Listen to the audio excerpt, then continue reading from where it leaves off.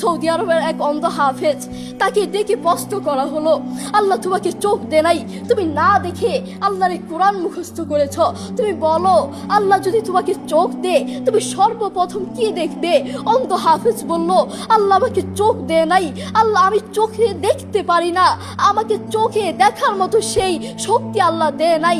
আমাকে যদি আল্লাহ চোখ ফিরিয়ে দে, আমি আল্লাহর কসম করে বলতে পারবো আমি আমার মাকে দেখবো না, আমার কলিজার টুকরো সন্তান আছে আমি সন্তানকে দেখবো না, আমার ভাই আছে, আমার বন্ধু আছে, আমার প্রিয় মানুষ আছে, আমি তাদেরকে দেখবো না। আমি দেখবো যেই কোরআন আমি না দেখে মুখস্থ করেছি সেই কোরআন দেখবো, সেই কোরআনের আয়াতগুলো কত সুন্দর তার দিকে তাকাবো। আল্লাহু আকবার। আমরা আমাদের কথা বলছি, আমাদের চোখ থাকতে আমাদের কোরআন পড়ার সময় হয় না। আপনি বলছেন আমি ব্যবসা করি, সময় পাই না, কোরআন কোত্থেকে পড়বো? ব্যবসা করি, কোরআন পড়ার সময় পাই না। আমি দোকান করি, দোকানে অনেক কাজ থাকে, বিশ্বাস করুন আমি অনেক ব্যস্ত মানুষ, এজন্য কোরআন পড়ার টাইম পাই না, কোরআন পড়ার সময় পাই না। প্রিয় ভাই, আমি আপনাকে বলতে চাই, আপনাকে সময় কে দিয়েছে? আপনাকে সময় কে দিয়েছে? যেই আল্লাহ আপনাকে সময় দিয়েছে সেই আল্লাহর জন্য আপনি কোরআন পড়তে পারেন না।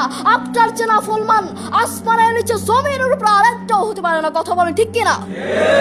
দেখবেন মাথায় যত টেনশন থাকুক না কেন সব চলে যাবে। আমাদের বাসায় একটা সাউন্ড বক্স আছে। আমাদের পরিবারের সবার যখন মন ভালো না থাকে, আমার দাদা দাদু, আমার বাবা মা, ভাই বোন, কারো যদি মন ভালো না থাকে, তখন আমার বাবা সেই সাউন্ড বক্সে কোরআন তেলাওয়াত লাগিয়ে দেয়। আমার বাবা বলে, যখন কোরআন তেলাওয়াত শুনি মাথায় যতই টেনশন থাকুক না কেন সব চলে যায়, মন ফ্রেশ হয়ে যায়, মাথায় কোনো টেনশন থাকে না। আপনারাও চেষ্টা করবেন। আল্লাহ তাআলা বলেছেন, আর রহমান আল্লামাল কুরআন খালাকাল ইনসান, দয়াময় আল্লাহ তিনি কোরআন শিক্ষা দিয়েছেন, তিনি মানুষকে সৃষ্টি করেছেন।